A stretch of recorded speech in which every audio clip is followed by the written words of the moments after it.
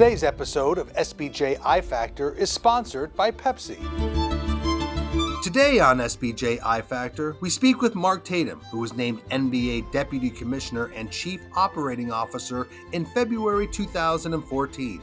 Tatum joined the NBA in 1999 and was an SBJ 40 Under 40 honoree in 2006, 2007, and 2008, making him a member of our 40 Under 40 Hall of Fame. Here's our conversation with Mark Tatum. NBA Deputy Commissioner Mark Tatum and 40 Under 40 Hall of Famer and royalty. Thank you for joining us today on SBJ I Factor.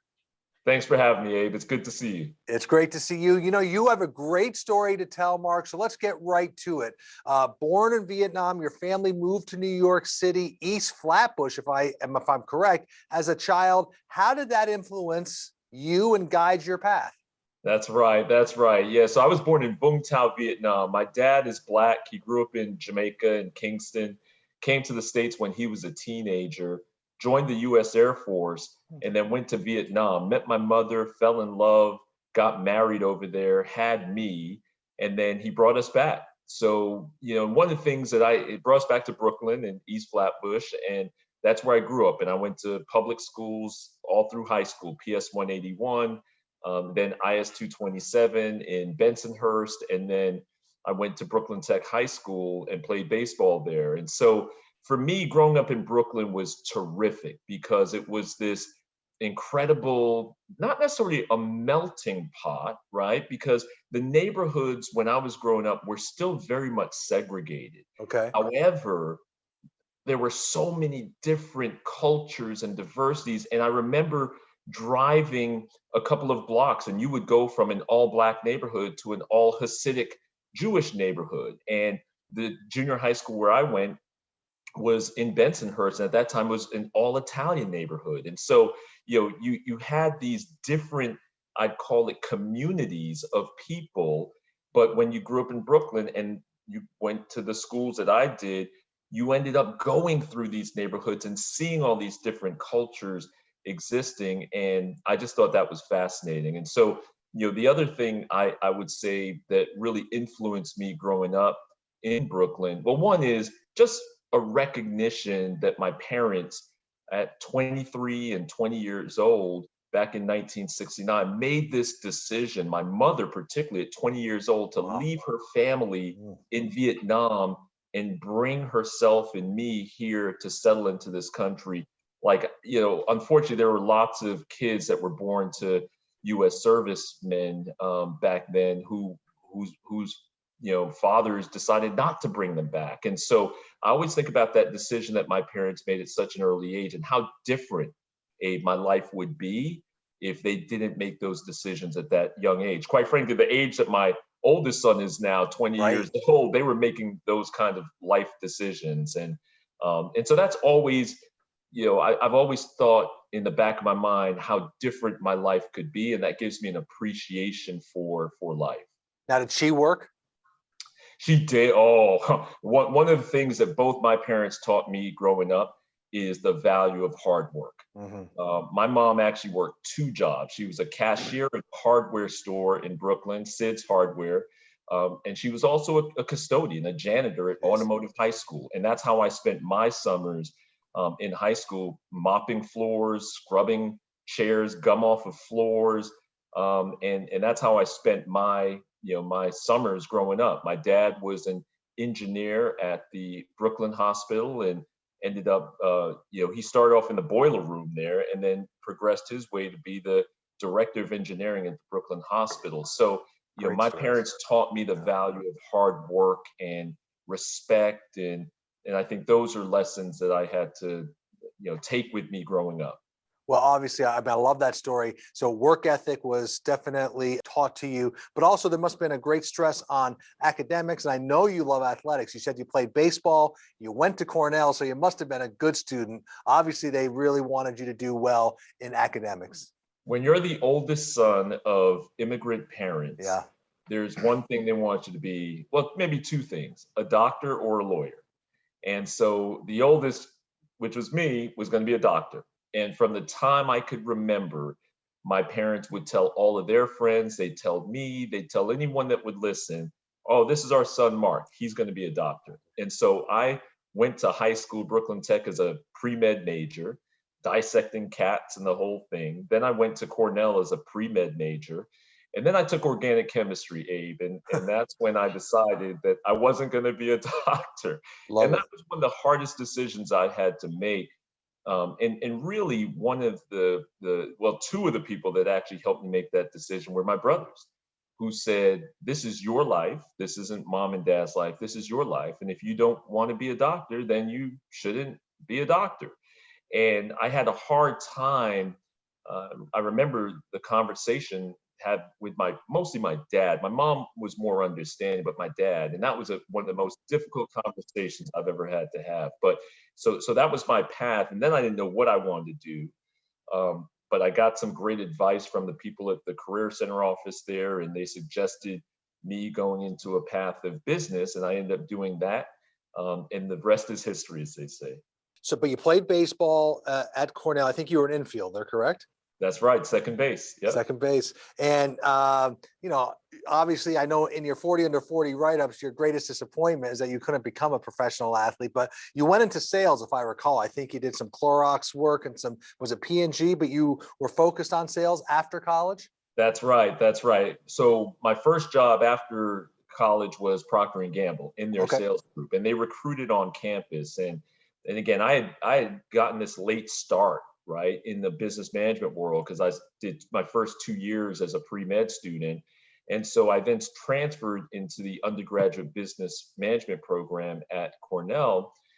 And I needed some experience, some real experience from a company that was going to provide great training. And that's where I was so fortunate to land a job at Procter and Gamble, because they taught you the fundamentals of marketing, the fundamentals of selling. Quite frankly, frameworks that I still use to this day, I learned at Procter and Gamble, and how to handle objections and how to deal with partners and customers. And so I learned all of those things at Procter and Gamble.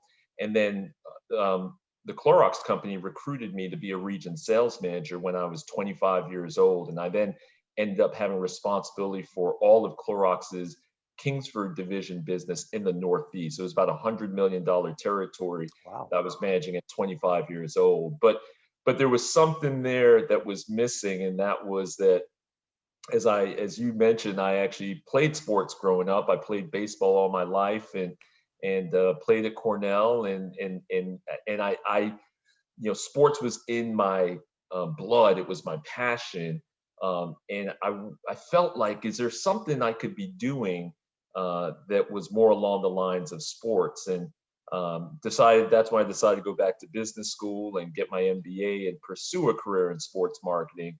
But yes, but my experience and my foundation was in the consumer packaged goods world with Procter and Clorox. And so were you in New York at that time with P&G and Clorox?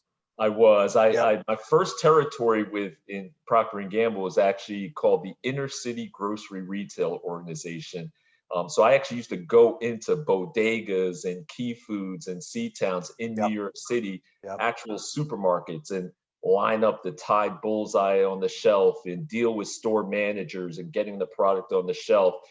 So those were my first jobs. And then my region sales manager job, I was based in New Jersey, but had responsibility for all the way up into the Northeast and Pennsylvania. You said you go back to business school, but you go to Harvard Business School. And I think you actually went to school with a number of people who are still your colleagues in the sports industry. I remember kind of a reunion of sorts at 40 under 40s with Harvard Business School graduates. But you also took a marketing internship at Pepsi, I think, during this time in sports marketing. That's right. That's right. So when I went back to HBS, and by the way, my classmates were Scott O'Neill, Malcolm Turner, Victor Williams, who's now the NBA Africa CEO. So those were all my classmates. There wasn't enough room for all of us with Scott there, right? Like he took up a lot of space, particularly on the basketball court. But yeah, we were all classmates there. And so I went back to business school because I wanted to pursue this career in sports. And I remember when I first got to campus, there were two places that I went to when I hit the campus. On the first day, Abe, I went to the financial aid office to figure out how I was going to pay for it. But then I also stopped by the Career Center office and I told them I want a job in sports. How do I get a job in sports? And they actually printed out for me a list of all the Harvard Business School alums that were in the business of sports. Hmm. And it was people like John Rice, who was at the NBA at the time, people like Bill Doherty, again at the NBA, people like Neil Austrian, who was a Yep. president of the NFL, and Sarah Levinson was Yep. president of NFL Properties, and Hughes Norton, who was at IMG and Tiger Woods' agent. And I actually called these folks out of the blue. I just cold called them and said, I'm a student at HBS and I'm interested in sports, and will you give me some advice? And it was incredible how many people took my phone call, arranged meetings for me when I came back to New York, put me in touch with other people. And that's how I started building my network in sports. And the way the Pepsi opportunity came about is they were actually interviewing on campus for internships, and they liked my consumer packaged goods Right. experience with Procter and Gamble and Clorox. And so when I got the offer, it was with the Mountain Dew brand. And the guy who was the head of Mountain Dew was a guy named Dave Berwick, Hmm. and Wow. Yeah. he was a Harvard Business School alum. And I actually found out I was the only HBS person that year that they made an offer to for an internship. So I had a little bit of leverage, and I knew they had a sports marketing group. So I went to Dave and I said, I can't wait to work for Pepsi. Is it possible I could go do this internship in your sports marketing group? And he said, let me check. He checked with the head of sports marketing, a guy, Mike McCann at the time. And Mike said, absolutely. I'd love a intern, MBA intern from Harvard Business School. And I ended up going there and ended up, Pepsi at the time was a sponsor of Major League Baseball, Major League Soccer, NASCAR, Jeff Gordon. And I had the opportunity to work on those sponsorships. And my summer project was to, as you know, Major League Baseball and Little League Baseball were not connected back then in any real way. And so, but Pepsi had a sponsor of both Major League Baseball and Little League Baseball. And so my project was to create a marketing program that would connect the two. And I remember presenting to the president of Major League Baseball Properties that summer, a guy named Bob Gamgort. And Bob, after the meeting, I guess whatever I said impressed him. And he said, here's my business card. Stay in touch with me when you go back to school. And I stayed in touch with him. I ended up doing a field study project with him for academic credit in my second year with Malcolm Turner, who ended up Right. being president of the G League and the athletic director of Vanderbilt. And then Bob made me an offer to come work for him after I graduated. So that series of events led to my first job at Major League Baseball, working in the corporate sponsorship group. Right. So that was 98, I believe. And then you joined the NBA maybe a year or two later. Your great run at the NBA had you then become deputy commissioner in 2014, roughly, I believe. So great story to get to your path. And we'll talk about career advice and advice to young people to get involved in the business of sports. Because one of them to me is always to use your college alumni. And it looked like you did that very well. So you're in sports. You've been in sports for a number of years. Let's talk about leadership lessons and management lessons. You've been lucky to work for unbelievable leaders, David Stern, Adam Silver. What are the attributes of great leadership that you've seen in your career?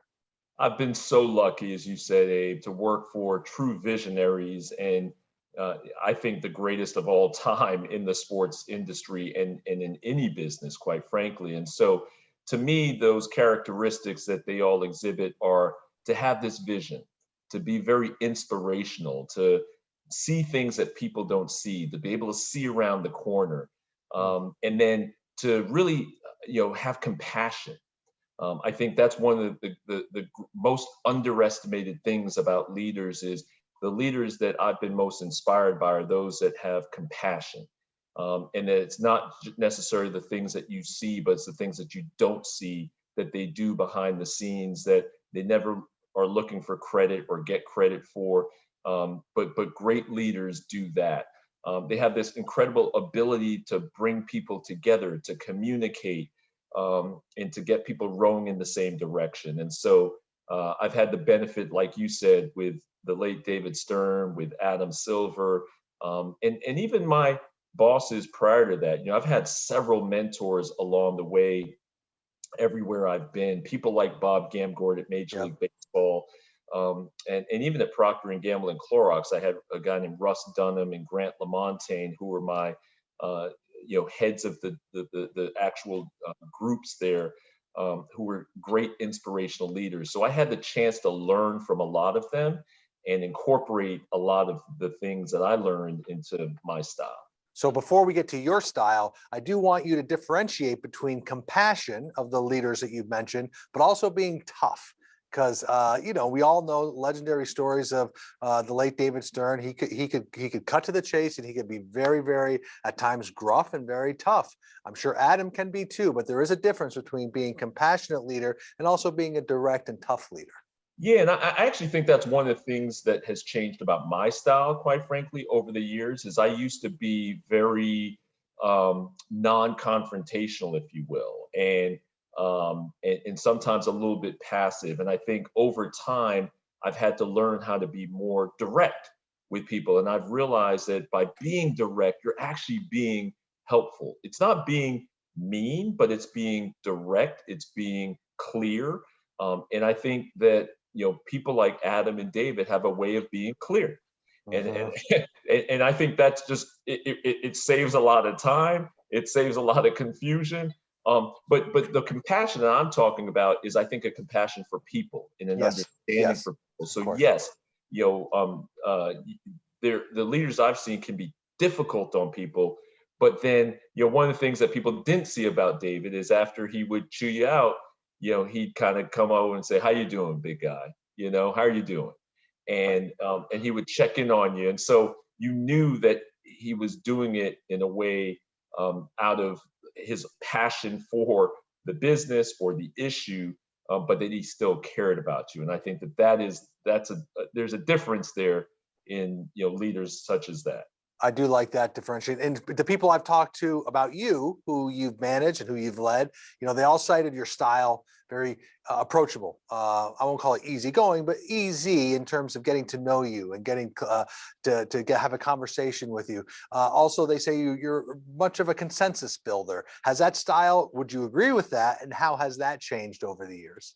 I do. I do. I think, again, the way that I was raised is to respect everybody. And I have a true interest in getting to know people and listening Hmm. to them and understanding. And so and again, we talked a little bit about how I grew up with different cultures in my household and different perspectives. And I think I really do believe that getting those different perspectives from people makes you better, makes organizations better. And so my style is very much I want to hear from people. I want to listen from people. I want to learn from people, and then ultimately come to the right decision. And as I've said, I am much more of a consensus builder, and I like that. I've had to learn how to be, I think, a little bit more direct over time, to get to where we need to get to, sometimes a little bit quicker.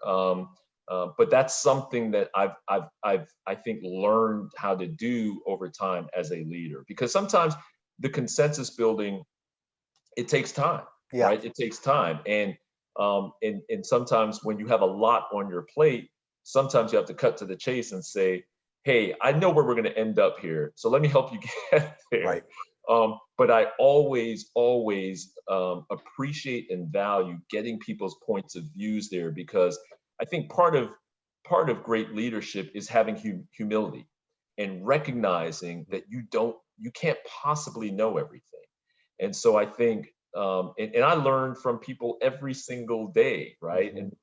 And I think that's what the ability to learn, the ability to really take things in and ingrain them, and is how you learn, quite frankly. So to me, those are all important things that I try to emulate in my style. the ethos of humility definitely runs in effective and successful leaders. I want to talk about really what you look for in people you're hiring. What are important attributes of people you want to bring onto your team? I look for people that have overcome adversity, Abe. I look for Okay. people that have demonstrated that they can get things done. And I also like people that have done things that have never been done before. People that have done things that have never been done before say a lot about a person, because those people have demonstrated that they have courage, that that they have the ability to uh, rally a group of people together to get something done, to have it start with an idea and then to get it done. And so, I've always thought about that Interesting. too. Yeah, I've always thought about that too, in terms of, as I look along my career, I like, and I've always had this mindset of, okay, what hasn't been done before, and how do I create those kinds of things? And it could be small things, right? And by the way, it doesn't need to be things that you completely invent, because I'm not necessarily a creative person. But I'll give you one example early on in my career, where when I first started at the NBA back in 1999, Major League Baseball had done something where they would allow their corporate sponsors to take batting practice on the field. And I'll never forget, at the All-Star game at Fenway Park, the baseball All-Star game at Fenway Park. And I was like, this is the coolest thing in the world, Right. right? To have your sponsors be out on the actual field taking batting practice. And so I remember getting to the NBA leading up to the All-Star game, and I said, hey, do we let sponsors like play pickup basketball on the All-Star court? And no one had ever thought about it. And so I said, well, let's start doing that.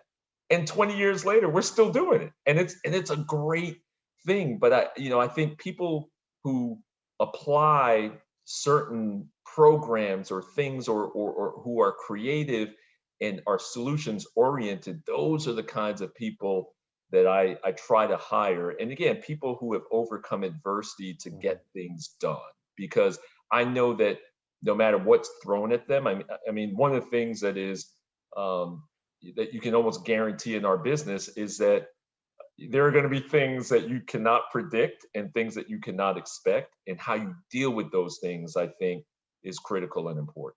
Like a global pandemic, right? So I mean, Like right. a global pandemic. And so Yeah. some of those things, Mark, though, that takes you some time to get to know the candidate. If you're really trying to dig into their story about where they've overcome adversity, and trying to spot creativity and being a solutions provider. So you have to have a pretty good eye for that. What is a quality you don't tolerate? What's a total turnoff for you when someone's coming to you to talk about a job? Yeah, that's a good question. I think people who are a little bit too cocky, a little, to me, I like modesty. Mhm.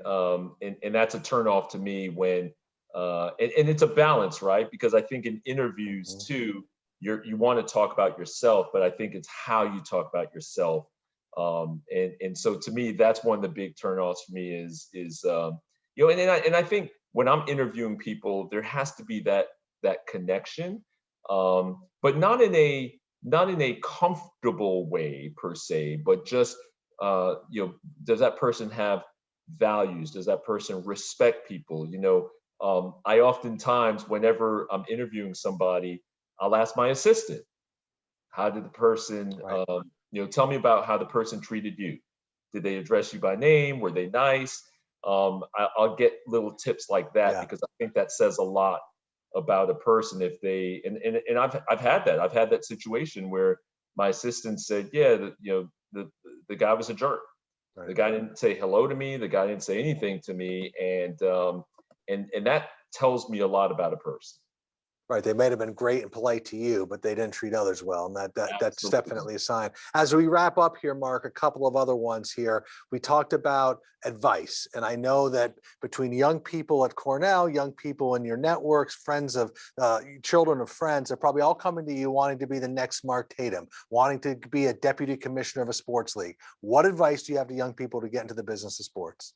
Yeah, one of the pieces of advice I give, particularly to young people, and this is, sometimes people don't know what they want to do. I always tell people, pursue your passion.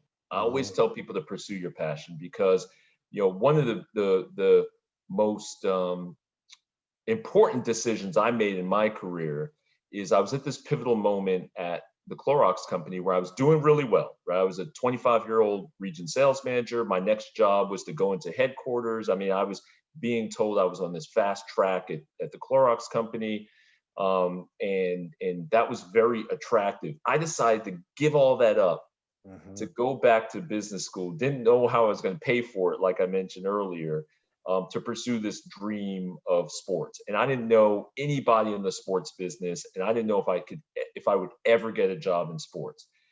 And so at the time, I was scared. Yeah.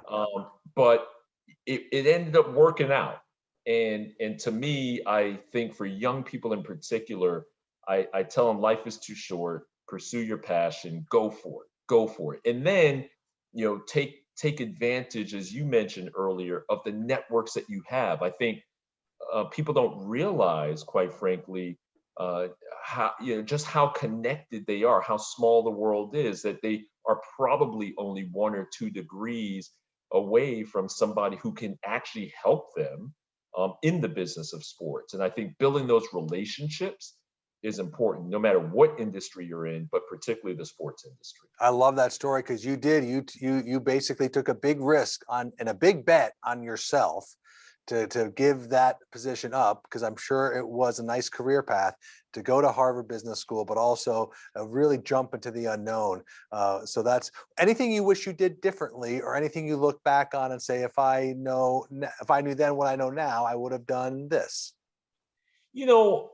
I believe that things happen for a reason, Abe. I really do. And in everything that has ever seemed at the time like a big setback or disappointment has always ended up being okay. And so I think it's because of that I feel like things happen for a reason. And so, do I go back and think about, okay, I wish I could have gotten into the sports industry sooner? Sure, right? I didn't, but but I actually think that having that experience at Procter and Gamble, at Clorox, helped prepare me, quite frankly, for getting that opportunity at Pepsi, which helped prepare me for baseball, which helped prepare me for the NBA. So in a way, I look back at that and I don't have many regrets, because I feel like, I make the best decisions that I can at the time. And I think that those always end up being where you're exactly what you're exactly supposed to do. And it ends up putting you exactly where you're supposed to be. And so I spend a lot of time trying to learn from those things, but I don't spend a lot of time regretting the things that happened or the things that I did or didn't do, because I think they all end up working out in the long term. Last two questions. You and I have spent a lot of time on this topic, and that is the diversifying the ranks of sports business, particularly at the executive level, but also throughout the sports business. Here we sit in June of 2021, Mark. What signs of optimism and hope that you see that the sports industry, the business side of sports, is becoming more diversified? Yeah, I am optimistic, Abe, because people are talking about it, right? And not only within the sports industry, but people are talking about it across the corporate world. And I'm very encouraged by those conversations, the need for there to be opportunities for everyone, for women, for people of color, regardless of their race, their ethnicity, their gender, their sexual orientation. So I think there's this understanding and recognition that needs to change. I think there's still an opportunity in the sports business, and for me, the sports business should be the leader in this space. We should be leading the way. We should be best in class when it comes to hiring diverse talent at all levels of organizations, on the competition side and on the business side. And we still have a little ways to go, but I am encouraged that people are focused on it. I'm having more and more conversations with my colleagues in other leagues, other sports properties about it. And I think we're seeing some rising emerging talent of diverse talent throughout the industry. I would agree there, specifically in our new program, New Voices Under 30, Mark, the diverse talent of young people who are getting involved in the business of sports is very, very encouraging. I would say that a lot of people would look at you as Deputy Commissioner of the NBA like you are in the perfect job. It's a great job. What a life. But let's talk really quickly and end with this. What's next for Mark Tatum? It is a great job, Abe. And what's next is whatever the commissioner says is next for me. I bet And that's so, true. no, I love what I do. I think there's so much international expansion. As you know, I just came Yes. back from Rwanda Yep. and the successful completion of the first Basketball Africa League season, the raising of capital of NBA Africa to create a new NBA Africa entity there. And I think there's so much opportunity for us on the continent of Africa, but around the world internationally. And there's still plenty of runway for us here in the US. How we continue to engage with fans and consumers has just been fantastic. And so for me, I love what I do. I think there's so much more that we're going to continue to do here at the NBA, and I'm thrilled and looking forward to that. We've always had such an affable, fun, like I said, likable manner. So it looks like you love your job every time I see you. And I will say, like, we spent 30 minutes and I didn't even get to ask you a question about basketball. It's crazy, but it's great to hear your life story, your professional and personal journey. An SBJ 40 under 40 Hall of Famer, Mark Tatum, thank you for joining us today on the SBJ I Factor. It's great to see you. Thanks, Abe. Great to see you too. All right, talk to you soon, my friend. See you, buddy. Thank you. Thanks for joining SBJ I Factor today. Remember to subscribe to SBJ I Factor wherever you listen to your podcasts and listen to our future episodes that will hit every 2 weeks.